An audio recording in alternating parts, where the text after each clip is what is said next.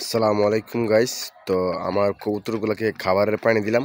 তো সে খাবারের পানির মাঝখানে আমার এই কবুতরগুলা ছোট্ট করে একটা গোসল সেরে নিল। দেখেন আমার রিক্সা কবুতর নামবে গোসল করতে, দেখেন নেমে গেছে, সবগুলাকে দৌড়াই দিয়ে এইটা নেমে গেছে। তো কবুতর একটু ফ্রেশ পানি দেখলেই এরা পানিতে নেমে দেয় গোসল করতে। আর বিষয়টা খুবই ভালো লাগে, সুন্দর লাগে আমার কাছে, চমৎকার একটা বিষয়, অস্থির। দেখেন ঠান্ডা পানি নেমে গেছে, পানি নেই মাত্র দিলাম, এই যে খাবার দিচ্ছি এখানে। তো খাবার টাবার খায় সেটা আপনার, আর এই যে এখানে গেছে গুছো করতে, দেখেন খুবই সুন্দরভাবে গুছো করতেছে, অস্থির, খুবই ভালো লাগে, চমৎকার একটা বিষয়, মাশাআল্লাহ।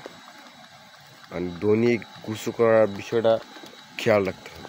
কবুতর ফ্রেশ পানি দিলে ভালো, কবুতর গুছো করে খায় বা একটা আনন্দ ফুর্তি করে আর কি।